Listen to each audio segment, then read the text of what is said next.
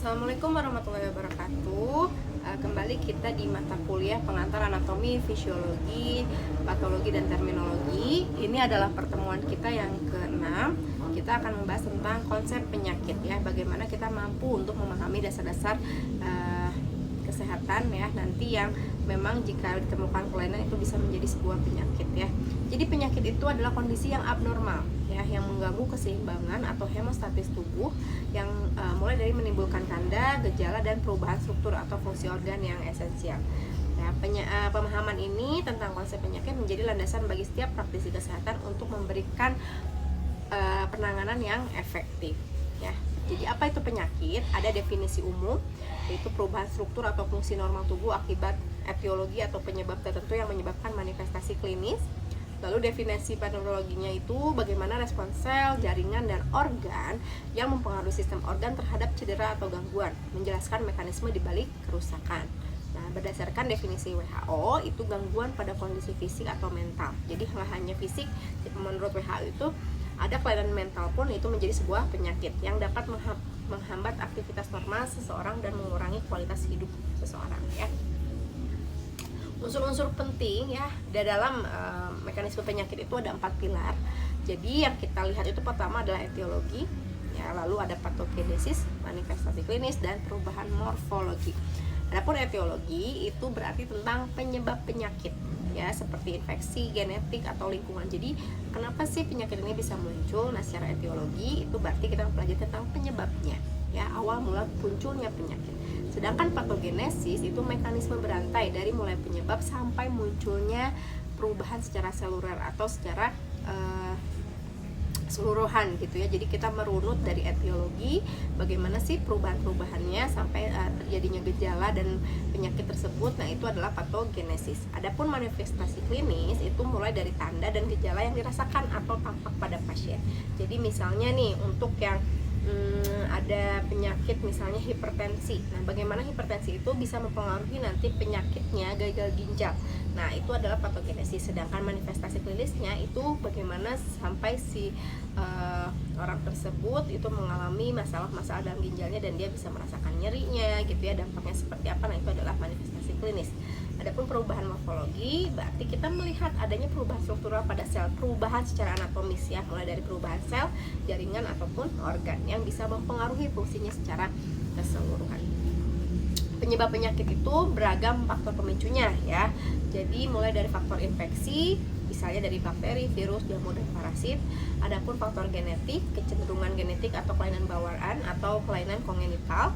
Adapun faktor lingkungan, misalnya terpapar oleh zat-zat kimia yang berbahaya, polusi yang berlebihan ya. Adapun faktor imunologi, misalnya reaksi autoimun atau alergi. Trauma fisik, cedera, injury, luka bakar, fraktur, luka patah gitu ya. Lalu ada pun gaya hidup, dari mulai pola makan, aktivitas fisik, misalnya pengaturan jam tidur dan lain sebagainya, itu juga bisa menjadi faktor penyebab terjadinya penyakit. Klasifikasi penyakit itu membagi penyakit berdasarkan karakteristiknya ada 3, berdasarkan penyebab, berdasarkan onset, berdasarkan lokasi. Berdasarkan penyebab secara etiologis bisa disebabkan oleh infeksi, genetik, neoplasma, autoimun, nutrisi, dan degeneratif. Ya, degeneratif itu artinya penuaan. Jadi usia yang lanjut ya, sudah tua, itu biasanya muncul penyakit-penyakit yang memang disebabkan oleh ya faktor degeneratif itu, ke penurunan fungsi tubuh gitu ya. Lalu adapun berdasarkan onset itu terjadinya ya, jadi akut itu tiba-tiba, durasinya singkat, flu, diare. Kalau kronis berlangsungnya lama, misalnya diabetes, hipertensi, itu kan long life treatment ya, jadi seumur hidup. Ketika memang sudah terdiagnosis diabetes maupun hipertensi, itu membutuhkan treatment yang panjang ya, itu sebutnya kronis. Adapun subakut itu antara akut dan kronis, jadi di tengah-tengahnya. Adapun berdasarkan lokasi itu lokal, berarti terbatas pada suatu area saja. Sistemik itu mempengaruhi seluruh tubuh. Mekanisme terjadinya penyakit mulai dari gangguan hemostatis, berarti penyakit timbul saat tubuh gagal menjaga keseimbangan internalnya seperti dehidrasi maupun diabetes. Kerusakan seluler, semua penyakit bermula dari cedera sel akibat hipoksia, infeksi, toksin, dan radiasi. Lalu inflamasi itu adalah adanya peradangan ya, pembengkakan, dan mengeliminasi penyebab kerusakan ditandai rubor, kalor, donor, dan tumor. Penyembuhan atau progresi itu jika berhasil terjadi resolusi, jika tidak dapat berujung pada kondisi kronis dan komplikasi. Nah, disease pathway, perjalanan penyakit itu mulai dari penyebab, faktor resiko dan etiologi, lalu fungsi selnya, lalu ada kerusakan, ada perubahan, dan ada tanda gejala. Nah, ini adalah patogenesis penyakitnya. Faktor yang berpengaruh terhadap determinan perkembangan penyakit, itu perkembangan suatu penyakit tidak hanya dipengaruhi oleh etiologinya, tetapi juga oleh beberapa faktor internal dan eksternal individu. Usia, genetik, status imun, nutrisi, lingkungan, gaya hidup, dan paparan agen patogen.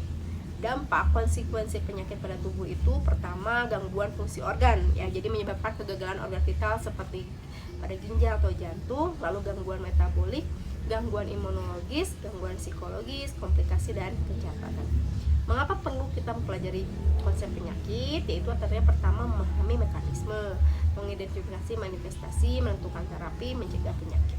Ya, jadi ini sangat berguna bagi mereka medis itu untuk apa? Karena sebetulnya kan tidak mendiagnosis secara klinis, tapi sebagai seorang mereka medis tentu kalian harus memahami bagaimana pola penyakit itu bisa terjadi, karena nanti berhubungan dengan pengkodingan kodifikasi penyakit gitu ya. Jadi kalian bisa membantu tenaga kesehatan untuk bisa mengklasifikasikan dan mendefinisikan penyakit sehingga memberikan kodifikasi yang tepat pada saat praktek di pelayanan kesehatan. Oke, terima kasih. Begitu saja untuk pertemuan hari ini. Wassalamualaikum warahmatullahi wabarakatuh.